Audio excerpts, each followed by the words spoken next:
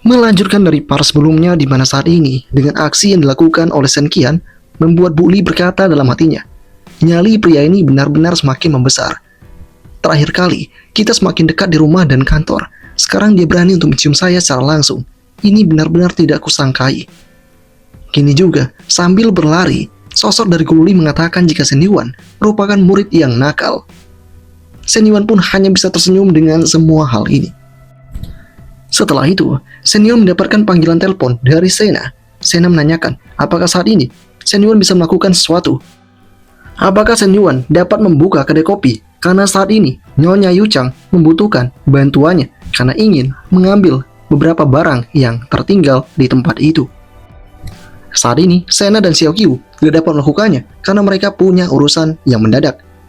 Sosok dari si Shen Yuan mengerti akan hal itu dan menggegas untuk pergi ke sana.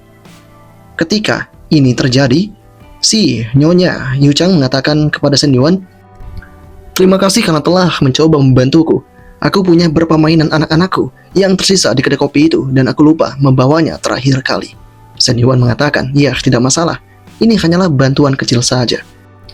Ya, saat ini, Shen Yuan berhasil membukakan pintu itu sehingga Nyonya Yu Chang masuk ke dalamnya. Nyonya Yu Chang kemudian bergegas mengambil barang yang ketinggalan itu. Saat melakukan pengambilan itu, Nyonya Yu Chang mengatakan jika ini semua adalah mainan anaknya yang sebelumnya bermain di tempat ini dan tertinggal. Kali ini, Shen Yuan yang tahu akan hal itu bertanya kepada Yu Chang, "Berapakah umur anakmu?" Yu Chang yang mendengar itu lantas berkata jika anaknya berumur 3,5 tahun. Saat ini terjadi, Shen Yuan juga melihat adanya anggur yang selalu dibawa oleh Yu Chang ini. Tampaknya, Yu Chang terbiasa untuk selalu membawa minuman ini ke kedai kopi seorang diri. Kemudian setelah mengambil semuanya, Yu Chang pun mengatakan, "Tempat ini sebenarnya cukup berarti bagiku. Ini adalah tempat yang selalu membuatku merasa terkenang. Tempat ini adalah tempat pertama aku melakukan usahaku dengan semaksimal mungkin. Aku terus memikirkan ini siang dan malam, dan dengan semua masalah yang kulalui, tampaknya itu benar-benar membuatnya semakin jelas. Atas adanya hal ini membuat Shen Yuan tahu jika ini kemungkinan berhubungan dengan masalahnya dengan Zheng Xianyong, yaitu suami dari Yu Chang ini." Kini, Shen Yuan langsung mengatakan kepada Yu Chang, "Jika Anda masih merindukan tempat ini, Anda masih dapat untuk sering kembali dan melihat ini semua." Kini, Yu Chang mengerti, namun dia mengatakan kepada Shen Yuan, seharusnya dia tidak kembali. Saat ini terjadi, Shen Yuan menanyakan kepada Yu Chang, "Apakah Anda punya 2 minuman, agar aku dapat menemanimu untuk minum itu?" Yu Chang yang mendengar itu berkata, "Apakah kau juga minum?" Shen Yuan membenarkan hal itu. Dan kini, mereka berdua pun langsung menikmati minuman itu bersama dengan 2 kursi dan 1 meja.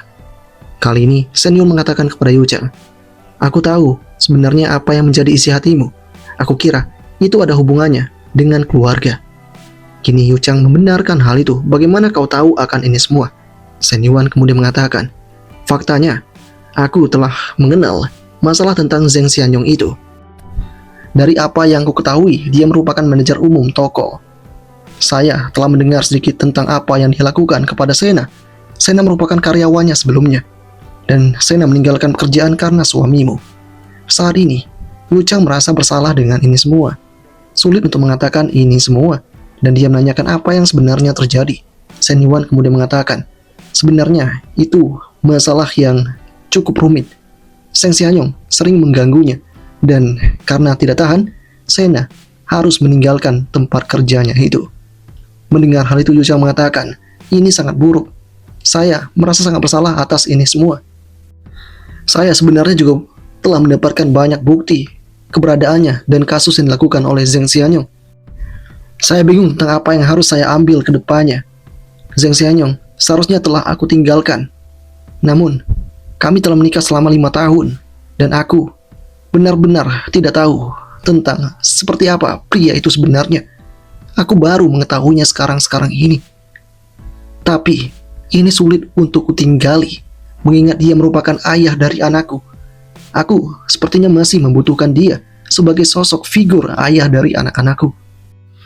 Aku khawatir anak aku nanti akan tumbuh dalam keluarga dengan orang tua tunggal tanpa peran ayah di masa depan. dan itu akan mengganggunya. Dan karena inilah sulit bagiku untuk melepaskan Zheng Xianyong itu. Dengan mendengar ini semua, Shen Yuan kemudian mengatakan, ketika semua sudah rusak, anak pasti akan memahaminya dan menginginkan itu semua, apalagi punya ayah yang buruk seperti itu. Lagi pula, ketika nanti anakmu menghadapi ini semua dalam waktu yang lama, yaitu punya ayah yang buruk semacam ini, dia akan semakin menderita. Lebih baik dia tinggal bersamamu dan kau merawatnya dengan sepenuh hati. Kau harus mencari keputusan yang tepat. Yu Chang pun mengerti akan hal itu, dan perkataan Shen Yuan baginya sungguh masuk akal. Yu Chang berkata dalam hatinya, dulu saya hanya merasa pemuda ini hanyalah pemuda biasa dan murah hati, tapi sekarang sepertinya dia jauh lebih dewasa dari yang aku kira, dan bahkan memancarkan pesona yang sangat unik. Ini adalah hal yang tidak pernah dimiliki oleh Zheng Xianyong di dalam tubuhnya. Shen Yuan benar-benar terampil melakukan aksinya di tempat ini. Seperti kata pepatah lama, penampilan memang dapat untuk mengubah seseorang. Bersama pria tampan, setidaknya bisa membuat mereka para wanita merasa lebih baik. Kini Yu Chang pun berterima kasih atas berbagai saran yang diberikan oleh Shen Yuan itu. Sesaat kemudian, mereka pun telah selesai untuk minum. Yu Chang akan berlalu pergi. Shen Yuan mencoba mengantarkannya. Saat ini, ketika mencoba melangkah, sosok dari Yu Chang malah terjatuh ke dalam pelukan dari Shen Yuan itu. Dan dengan keolengannya itu, Yu Chang mencoba minta maaf kepada Shen Yuan karena dia tidak bermaksud melakukan hal-hal lain. Saat ini, Shen Yuan pun semakin merasa tergoda karena bau yang dimiliki oleh Yu Chang benar-benar sangat berbeda, sangat harum sekali. Shen Yuan semakin bertanya-tanya parfum seperti apa yang digunakan oleh Yu Chang ini karena sangat harum baginya. Dan tak lama kemudian, Yu Chang tiba-tiba memberikan ucapan manis kepada Shen Yuan itu, sehingga membuat Shen Yuan tampak benar-benar terkejut. Shen Yuan kini bertanya-tanya kenapa Yu Chang ini malah menciumnya. Yu Chang kemudian berlalu pergi begitu saja. Kini, dalam kepergiannya Yu Chang pun tahu jika apa yang dilakukan tadi itu pasti efek dari esensi alkohol. Dia juga berkata dalam hatinya, selama bertahun-tahun aku tidak pernah untuk melampaui momen yang semacam ini. Hal ini adalah salah dari Zheng Xianyong itu. Tidak seharusnya dia melakukan ini semua terhadapku. Ini benar-benar membuatku sedikit malu. Tidak lama kemudian dengan apa yang dilakukan oleh Yu Chang sebelumnya, membuat Shen Yuan langsung menghubungi Sena.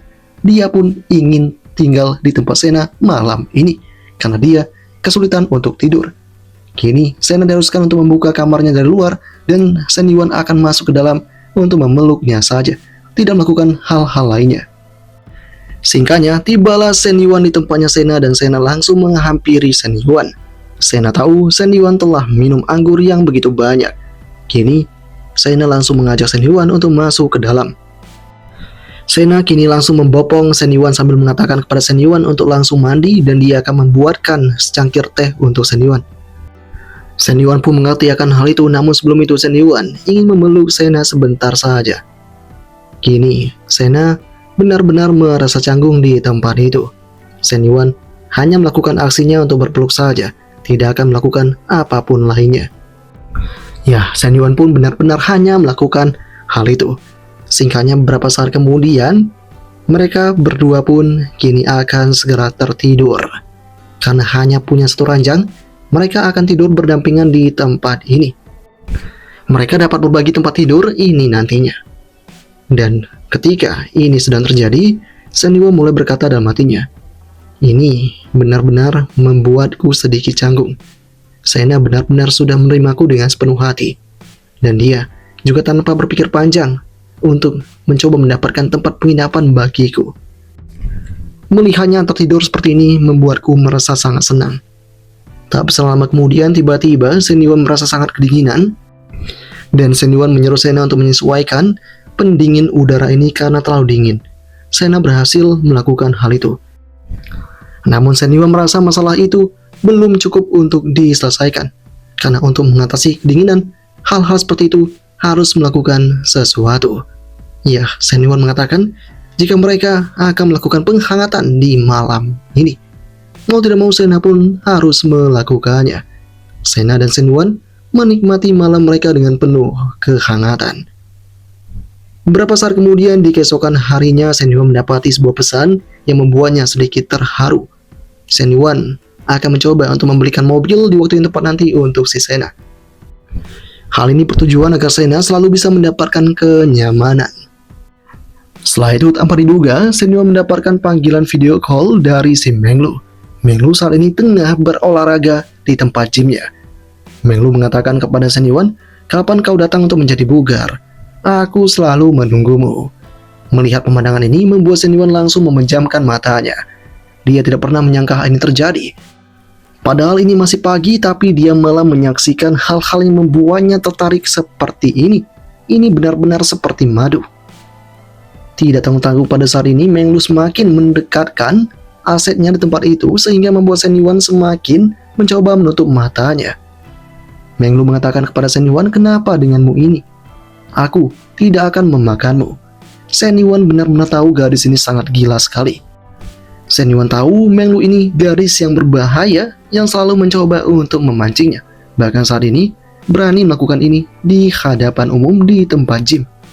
Dan apakah yang akan terjadi selanjutnya? Part ke-12 berakhir sampai di sini.